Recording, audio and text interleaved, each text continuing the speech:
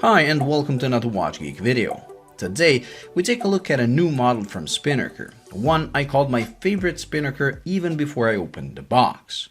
The reason for that is the size. With 39.5mm in diameter and 47.5 lug-to-lug, this watch looks like it was made for my 6.7-inch wrist.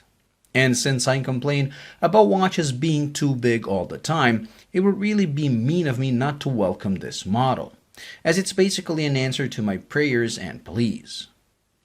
Now the thickness is also okay at 12.9, and it results in a very nicely proportioned watch. Sometimes size is not everything, and even a watch with a nice diameter for our wrist can look weird, because proportions are what make a watch look good or bad. Luckily, this watch seems to get both of these correct, creating a very handsome looking piece. Since size and proportions are not the end of all things when it comes to watches, let's take a look at the rest of it. Cahill as a model has been on the market for a while now at 43mm, but Spinnaker didn't simply change the size when they introduced this mid-size variant. In fact, they improved it with a few details. The first one, that is fairly obvious, is the inclusion of a bracelet. Spinnaker watches used to come with leather straps only, and although the straps themselves are nice, nothing can beat a well-made bracelet when it comes to comfort and durability. Luckily, every bracelet Spinnaker made so far has been quite good, and this one is no exception. Made with solid links, solid end links, and a machined clasp, it checks all the technical boxes, but it goes beyond that.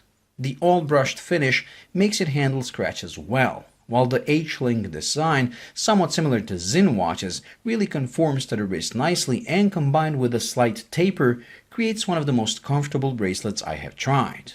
The only thing keeping this bracelet away from being perfect is the lack of a sliding dive extension.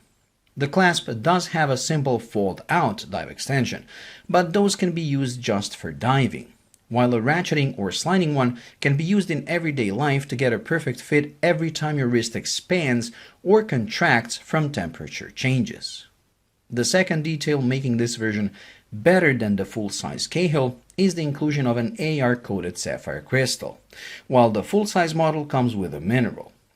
Sapphire is always a welcomed addition, and I just wish they made the bezel sapphire as well. It looks great like this as well, don't get me wrong, but a sapphire one would have made the whole face of the watch virtually scratch-proof.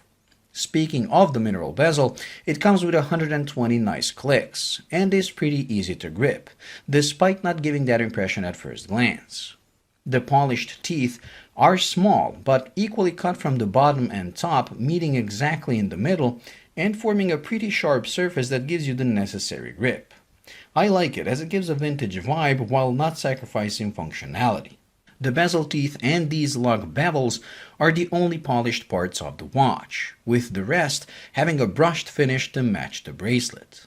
All that makes the watch look tough and helps it in handling scratches.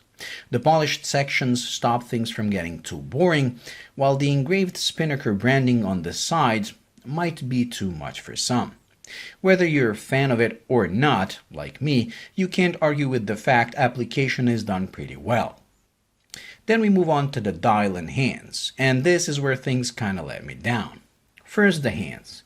Yes, they're nicely sized and well made, but they're Rolex hands. And if you follow my videos, you must know by now that I don't like to see the Mercedes hour hand on anything other than a Rolex.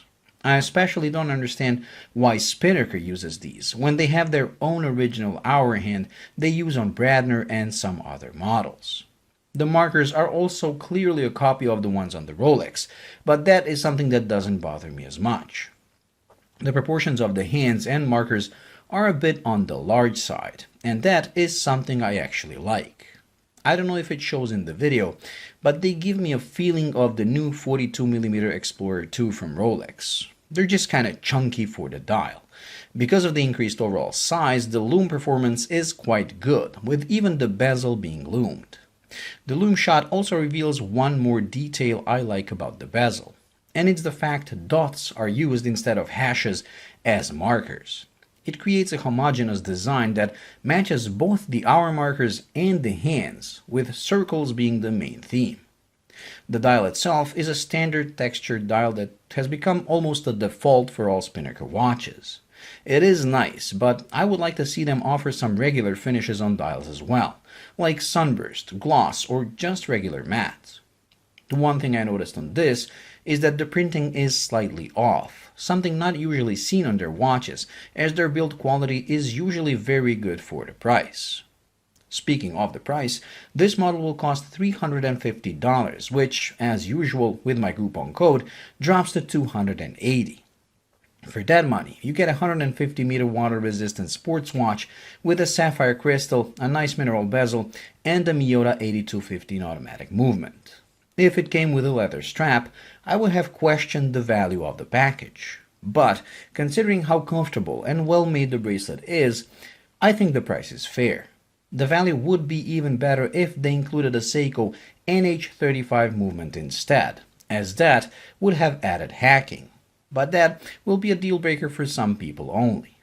Now, I personally hope they sell these in bucket loads, as that would show them there is a market for smaller sized watches, which could result in other models coming in more than one size as well. Well, that completes this week's video, so thank you for watching. I hope you enjoyed and found it useful. If you did, please like and subscribe, and until the next video, bye.